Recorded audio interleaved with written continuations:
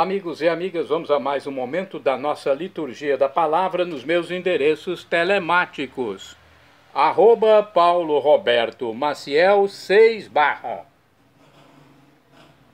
Você vai ao Instagram, Facebook, blog, YouTube. Para ir direto ao Instagram é @Paulo Roberto Maciel 7919.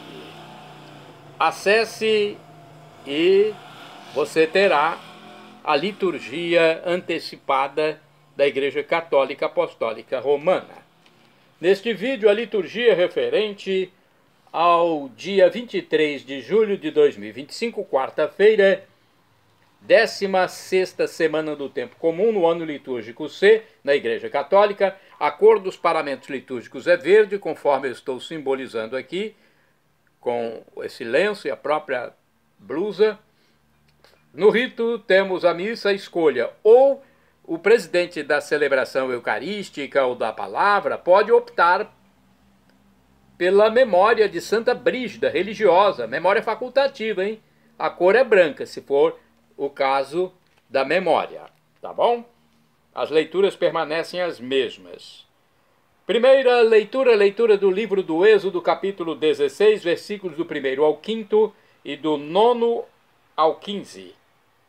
Toda a comunidade dos filhos de Israel partiu de Elim e chegou ao deserto de Sim, entre Elim e o Sinai, no dia 15 do 2º mês da saída do Egito.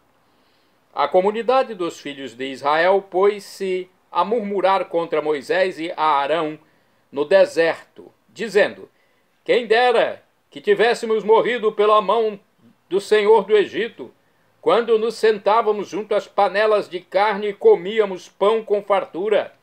Por que nos trouxestes a este deserto para matar de fome a toda esta gente? O Senhor disse a Moisés: eu farei chover para vós o pão do céu. O povo sairá diariamente e só recolherá a porção de cada dia, a fim de que eu o ponha à prova, para ver se anda ou não na minha lei. No 6º dia, quando prepararem o que tiverem trazido, terão dobro do que recolhem diariamente. E Moisés disse a Arão: dize a toda a comunidade dos filhos de Israel: apresentai-vos diante do Senhor, pois ele ouviu vossa murmuração. Enquanto Arão falava a toda a comunidade dos filhos de Israel, voltando os olhos para o deserto, eles viram aparecer na nuvem a glória do Senhor. O Senhor falou então a Moisés, dizendo: eu ouvi as murmurações dos filhos de Israel. Dize-lhes, pois: ao anoitecer comereis carne, e pela manhã vos fartareis de pão. Assim sabereis que eu sou o Senhor vosso Deus. Com efeito, à tarde veio um bando de codornizes e cobriu o acampamento, e pela manhã formou-se uma camada de orvalho ao redor do acampamento. Quando se evaporou o orvalho que caíra, apareceu na superfície do deserto uma coisa miúda em forma de grãos, fina como a geada sobre a terra. Vendo aquilo, os filhos de Israel disseram entre si: que é isto? Por quê? Não sabiam o que era. Moisés respondeu-lhes: isto é o pão que o Senhor vos deu como alimento. Palavra do Senhor, graças a Deus. Agora o salmo responsorial é o 77 na Bíblia Vulgata ou 78 na Bíblia de Jerusalém. Versículos 18 a 19, 23 a 24, 25 a 26, 27 a 28, o refrão 24b. O refrão é este: o Senhor deu o pão do céu como alimento. Repitamos: o Senhor deu o pão do céu como alimento. E tentaram o Senhor nos corações, exigindo alimento à sua gula. Falavam contra Deus e assim diziam: pode o Senhor servir à mesa no deserto? O Senhor deu pão do céu como alimento. Ordenou então as nuvens lá dos céus, e as comportas das alturas fez abrir. Fez chover-lhes o maná e alimentou-os, e lhes deu para comer o pão do céu. O Senhor deu pão do céu como alimento. O homem se nutriu do pão dos anjos e mandou-lhes alimento em abundância. Fez soprar o vento leste pelos céus e fez vir por seu poder o vento sul. O Senhor deu pão do céu como alimento. Fez chover carne para eles como pó. Choveram aves como areia do oceano. Elas caíram sobre os céus, sobre os seus acampamentos, e pousaram ao redor de suas tendas. O Senhor deu pão do céu como alimento. Repitamos: o Senhor deu pão do céu como alimento. Agora vamos aclamar o Santo Evangelho, o Evangelho escrito por São Mateus, capítulo 13, versículos do 1º ao 9º. Vamos aclamar e depois proclamar. Aleluia, aleluia, aleluia, aleluia, aleluia. Aleluia, aleluia, aleluia, aleluia, aleluia. A semente é de Deus, a palavra.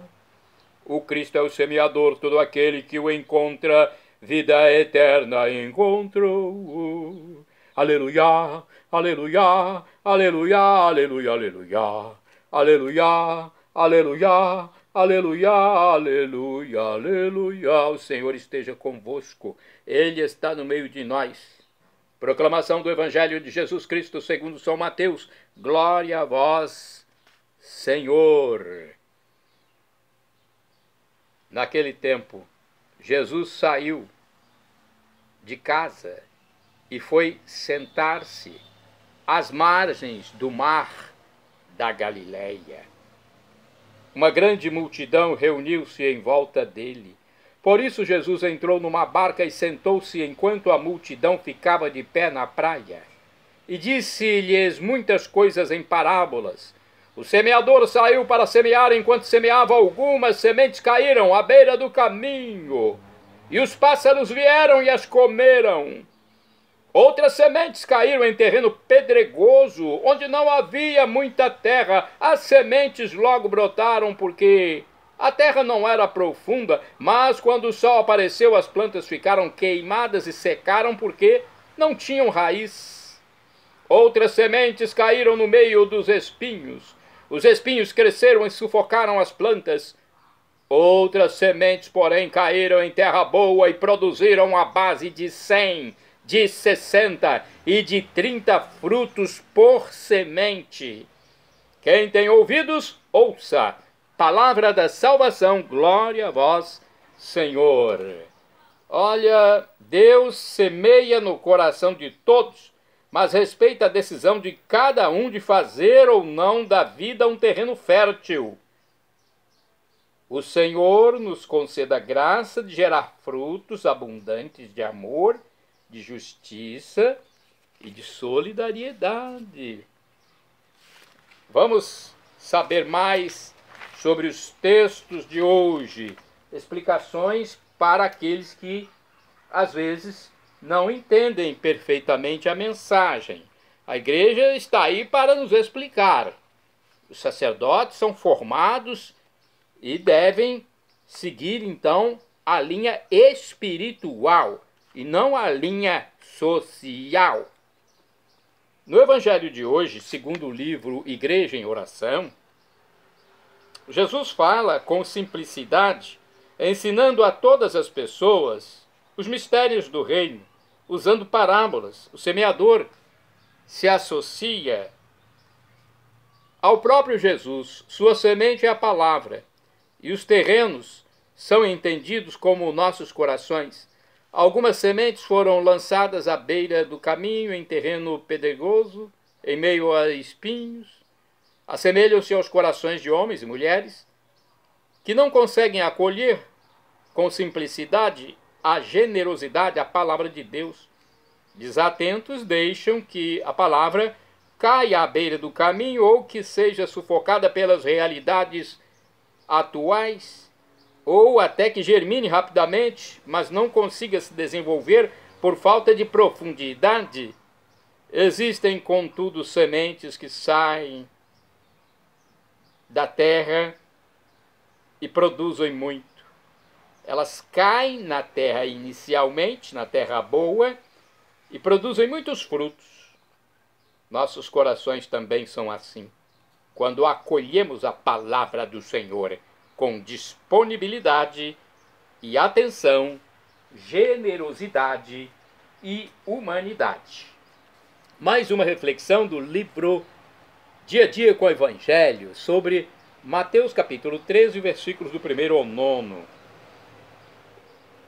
Contar parábolas era um recurso pedagógico de que Jesus se utilizava, se servia com frequência para falar do reino de Deus. Em todos os tempos e lugares, as histórias, os testemunhos edificantes sempre penetraram mais facilmente na alma do povo. A parábola do semeador descreve o dinamismo da palavra proclamada, as dificuldades que encontra em seu desenvolvimento e o êxito final. É possível que as multidões logo tenham entendido que Jesus fazia referência à palavra de Deus espalhada abundantemente por toda parte. A palavra, a semente, era de boa qualidade, mas os resultados dependiam do modo como seria ouvida e acolhida. Quem tiver ouvidos, ouça, concluiu Jesus. Ouça a palavra de Deus e deixe-se penetrar e transformar por ela, para dar frutos na sociedade. Nada de ouvintes apenas superficiais. Mais uma reflexão temos aqui no livro Palavra e Vida. Vejamos o que nós encontramos sobre o Evangelho de Mateus capítulo 13, versículos do 1º ao 9. Na parábola do semeador, chama-nos a atenção a qualidade da terra e a ação divina. A qualidade da terra depende de nós. Antepomos nossos negócios e compromissos à palavra de Deus e não temos coragem de abrir nosso coração? Não acreditamos que Jesus possa tomar conta de nossas preocupações e, se lhes entregamos, as tomamos de volta, desconfiados de que não as possa guardar direito? Nos esquecemos de que é Deus quem faz germinar a semente? Nem adianta puxar a plantinha para crescer mais depressa. Temos que esperar o tempo de Deus. Agora vamos aos santos do dia 23 de julho. É dia de Santa Brígida, religiosa. De acordo com o site RS21, Brígida, ou Brigitte, nasceu em Finstad, perto de Uppsala, na Suécia, em 1303 e morreu em Roma em 23 de julho de 1373. E é por isso contemporânea de Santa Catarina de Sena. Então são duas grandes santas da Igreja Católica. Elas têm em comum não só singulares dons carismáticos, como êxtases e visões, mas também vivo interesse pela paz entre os estados e pela unidade dos cristãos. As revelações que Brígida teve durante frequentes êxtases foram por ela escritas em sueco e depois traduzidas em latim, formando 8 grandes volumes. Esta extraordinária figura de mulher casara-se com menos de 18 anos com o nobre Ulf Gudmarsson, do qual teve 8 filhos. Passou algum tempo na corte como dama da rainha Bianca de Namur, mantendo-se fiel à rígida educação cristã que lhe fora dada por tia austera. com sua operosa caridade para com os necessitados, levou à corte uma onda de fervor. Depois o marido, Ulf, após tê-la acompanhado em peregrinação ao célebre santuário de Compostela, na Espanha, foi fechar-se no mosteiro cisterciense de Alvastra, onde já vivia um filho deles, concluindo aí sua santa vida em 1344. Brígida seguiu então o exemplo do marido e do filho, abraçando o ideal monástico. A nova orientação dada à sua vida serviu para traduzir em ato a grande ideia, desde há muito alimentada, a fundação em Vadstena, de ordem religiosa que trouxesse o nome do Santíssimo Salvador e fosse estruturada sobre o plano de todo original, o mosteiro duplo de homens e de mulheres, que teriam um único ponto de encontro na igreja para a oração em comum, sobre o exemplo da comunidade apostólica, 72 discípulos e 12 apóstolos mais São Paulo. As várias comunidades da ordem postas sob a regra de Santo Agostinho. Então havia ali uma ordem, né, uma disciplina, e a disciplina era essa regra de Santo Agostinho. Então as várias comunidades seriam compostas de 85 membros, sendo 60 monjas, 13 monges, 4 diáconos e 8 irmãos leigos. O projeto da fundadora teve o apoio do rei da Suécia e se concretizou em 78 mosteiros em toda a Europa. A ordem, aprovada pelo Papa, é importante que a ordem católica seja aprovada, e ela foi então pelo Papa Urbano V, e dirigida de Roma pela Santa Fundadora, que em 1349 mudara-se para a Praça Farnese, no lugar onde surgiria depois a igreja a ela dedicada, teve sua maior expansão depois da morte de Santa Brígida. Isso aconteceu muitos anos depois, e a ordem ficou sob direção de sua própria filha, Santa Catarina. Olha, é um processo muito grandioso esse, hein? Ela nasceu para edificar essa obra. Brígida, da Suécia, foi canonizada em 1391, 18 anos após a morte. Olha, temos aqui, de acordo com o site revista.arautos.org, Brígida foi filha de um príncipe da Suécia, casou-se com Ulfo, príncipe de Nerícia, tendo 8 filhos, entre os quais Santa Cristina.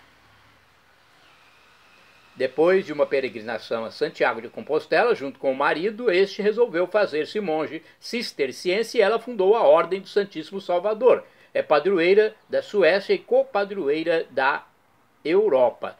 Olha, são biografias que nos enriquecem, por isso eu estou falando mais. Conforme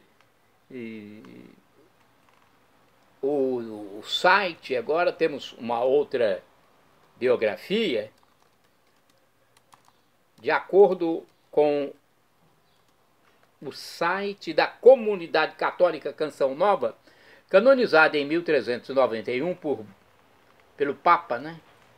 É importante que nós digamos o nome do Papa, Papa Bonifácio IX. Santa Brígida é a padroeira da Suécia. Em 1999 foi declarada também copadroeira da Europa por São João Paulo II. Brígida, quando criança, tinha certamente um caráter forte e decisivo. Pertencia a uma família aristocrática, uma família rica, família importante, aristocrática. Embora sentisse a vocação religiosa, aceitou casar-se com Ulf, o governador de um importante distrito do Reino da Suécia, a pedido de seu pai. A primeira parte de sua vida, marcada por uma grande fé, foi dedicada a um casamento feliz, do qual nasceram 8 filhos. Uma dentre eles, Catarina, que a seguiu até Roma, também foi canonizada. Junto com seu marido, adotou a regra das terciárias franciscanas e fundou um pequeno hospital. Guiada por um erudito religioso, estudou a Bíblia a ponto de ser apreciada por sua pedagogia. Por isso foi convocada pelo rei da Suécia para encaminhar a jovem rainha à cultura sueca. Após mais de 20 anos de casamento, seu marido faleceu. Assim começa a segunda parte da sua vida. Brígida fez uma escolha decisiva. Despojou-se dos seus bens e foi viver no mosteiro cisterciense de Alvastra. Naquela época destacavam-se muitas experiências místicas, depois relatadas nos 8 livros das Revelações. Aqui também teve início a sua nova missão. Em 1349, Brígida foi a Roma para obter o reconhecimento de sua ordem, dedicada ao Santíssimo Salvador, que deveria ser composta, segundo seu desejo, de monjas e religiosas. Então, decidiu estabelecer-se na Cidade Eterna, em uma casa na Praça Farnese, que ainda hoje é sede da Cúria Geral das Brigidinas. Porém, sofria por causa dos maus costumes e da degradação generalizada da cidade, que ressentia muito pela ausência do Papa, que na época vivia em Avignon. O ponto alto da sua missão, como o de Santa Catarina de Sena, sua contemporânea, era pedir ao Papa para voltar ao túmulo de Pedro. Seu único remorso foi o fato de o Papa não ter ficado definitivamente em Roma. Na verdade, em 1367. Atenção para essa informação.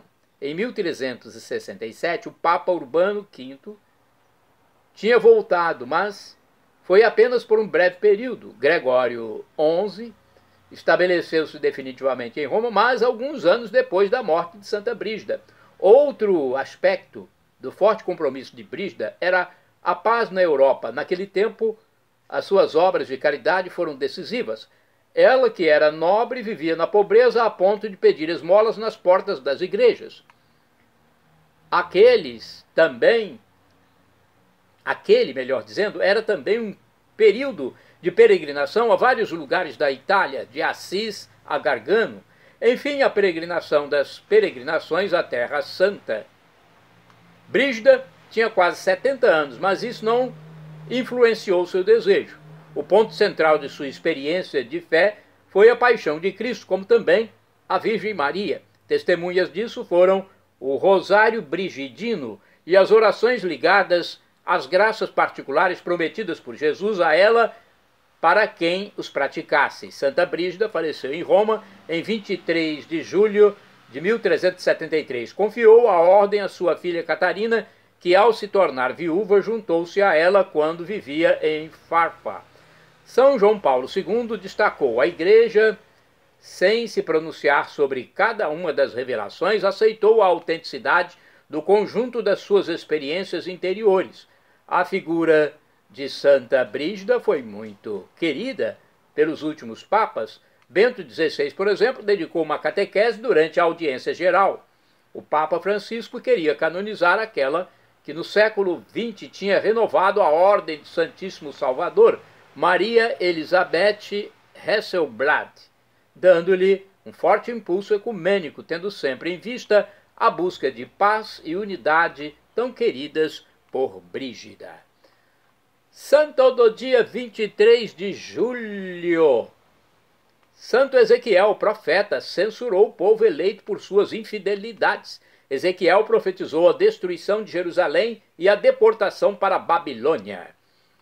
Santo do dia 23 de julho, São João Cassiano, foi presbítero, ou seja, sacerdote, faleceu mais ou menos em 435, após ter sido monge na Terra Santa e eremita no Egito. Fundou em Marselha, na França, a abadia de São Vítor, composta de 2 comunidades, uma masculina e outra feminina. Escreveu as instituições monásticas e as conferências. Santo do dia 23 de julho, São Valeriano de Simies, bispo, faleceu mais ou menos no ano 460. Foi monge nomeado bispo em Lérins, na França. Pôs por escrito o exemplo de vida de vários santos para a edificação dos religiosos e do povo em geral. Bem-aventurada do dia 23 de julho é a beata Joana, virgem, faleceu em 1306, foi religiosa das Irmãs da Penitência de São Domingos em Orvieto, na Itália, ardorosa devota da Paixão do Senhor. Durante 20 anos restaurou a observância da regra dos conventos da Ordem do Carmo, obteve do Papa Clemente V a ereção canônica da segunda e da terceira Ordem Carmelitana. Temos mais ainda, mais bem-aventurados. Bem-aventurado do dia 23 de julho, Beato Pedro Ruiz de los Paños. Foi presbítero, ou seja, sacerdote e mártir. Faleceu em 1936, foi diretor-geral da Irmandade dos Sacerdotes Operários Diocesanos e fundador do Instituto Discípulos de Jesus. Foi martirizado em Toledo, na Espanha. Bem-aventurado do dia 23 de julho é o Beato Cristino Gondek. Foi presbítero, ou seja, sacerdote, padre e também mártir. Faleceu em 1942. Cristino Gondek era franciscano polonês, enviado ao campo de concentração de Dachau, na Alemanha, onde morreu por causa dos tormentos sofridos. Bem-aventurado no dia 23 de julho é o Beato Basílio Hopko. Foi bispo e mártir, faleceu em 1976. Basílio Hopko foi bispo auxiliar de Przov. Encarcerado e submetido a torturas pelo governo da Eslováquia, contraiu uma grave enfermidade que o levou à morte. Beato Basílio Hopko, rogai por mim, rogai por nós. Shalom Adonai é uma expressão hebraica que significa a paz de Deus. É o que eu desejo para todos vocês. El Shaddai, também do hebraico, significa Deus onipotente, Deus todo-poderoso. Ele proverá aquilo que você deseja se for para o seu bem. O professor e escritor de mais de 100 livros da Igreja Católica, Felipe Rinaldo Queiroz, já aqui em seu canal no YouTube, onde responde as nossas dúvidas, diz que Deus pode nos dar uma dessas 3 respostas quando pedimos algo. Sim, não ou espere. Qualquer das 3 devemos acatar, porque Deus é onisciente. Até o pai dá um não para o filho, a mãe dá um não quando vê que é o melhor. Imagine Deus, que é o nosso Pai Celestial, o nosso Pai Eterno. E agora eu clamo do aramaico dialeto de Jesus, Maranatá, como dizemos nós católicos, ou Maranata, como dizem nossos irmãos separados, os irmãos das comunidades evangélicas ou protestantes. Não importa a pronúncia, o significado é o mesmo. Vinde, Senhor Jesus. É o juízo final. Teremos vida eterna por todos os séculos dos séculos. Perpétua. Vida definitiva, para sempre. Algo inefável, indizível, inexprimível. Grandioso. Inexpressável. São Paulo diz que o sofrimento de agora nem se compara com a glória futura que será revelada em nós quando Jesus voltar. Para isso seja batizado. Arrependa-se dos seus pecados para não morrer em pecado grave e afastar a vida eterna. E também creia em Jesus como Deus, no mistério da Santíssima Trindade. Esse mistério do Deus único e trino. 3 pessoas numa única divindade, o Pai, Criador, o Filho Redentor, Jesus Cristo, e o Espírito Santo, nosso santificador, nosso discernidor. Perdão, Senhor, pelos meus pecados passados, presentes, futuros, físicos, espirituais, pecados do pensamento, palavras, atos, omissões, e me dê a vida eterna. Meu Jesus, eu quero a vida eterna convosco. Acesse Paulo Roberto Maciel. Ou então, digite @Paulo Roberto Maciel 6 /.